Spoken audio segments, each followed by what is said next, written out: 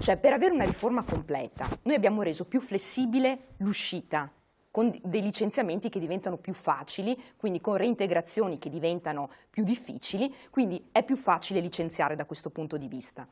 Però è altrettanto vero che un mercato dove si può con più facilità licenziare dovrebbe garantire un ricollocamento anche più facile, cioè dovrebbero essere attivate delle politiche attive del lavoro per favorire il ricollocamento, ed è qui che secondo me la riforma dovrebbe essere approfondita, perché noi abbiamo un altro decreto legislativo, oltre a quello delle tutele crescenti e anche degli ammortizzatori sociali, il quale prevede, oltre agli ammortizzatori, che sarebbero delle indennità di disoccupazione che vengono riconosciute, adesso si chiamerà NASPI, che va a sostituire la mini ASPI e l'ASPI, il termine, l'acronimo sta per nuova prestazione per l'assicurazione sociale per l'impiego.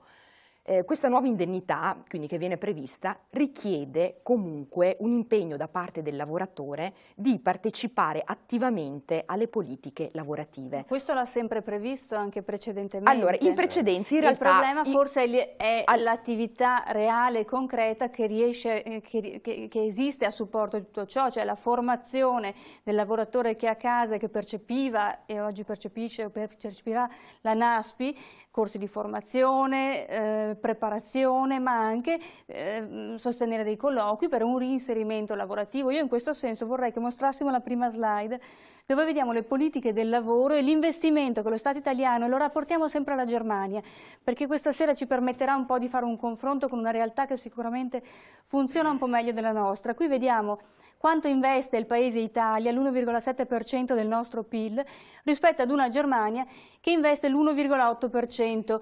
Così a colpo d'occhio potremmo dire sì, somiglia molto, diciamo, investiamo quanto la Germania. Se proseguiamo però, noi sappiamo che il PIL della Germania è ben diverso dal PIL italiano. Questi sono dati relativi al 2011 che erano i più attendibili e certi, ma vediamo sono 26 miliardi di euro contro 46. Questo è l'investimento che fanno i due paesi, per capire. Investimento nelle politiche del lavoro.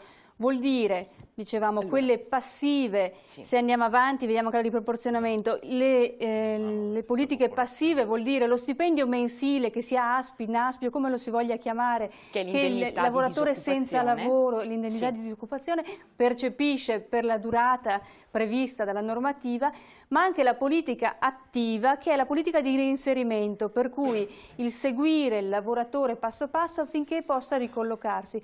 Qui vediamo i due paesi, la Germania è in blu e l'Italia in giallo.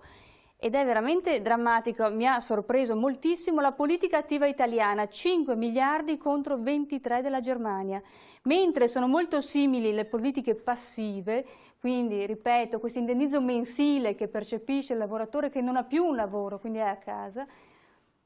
La politica di tipo attivo in Italia è estremamente bassa, quindi i centri per l'impiego, ad esempio, sono le strutture che dovrebbero lavorare per reinserire il cittadino italiano nel mondo del lavoro, quello è l'investimento che viene fatto in Italia.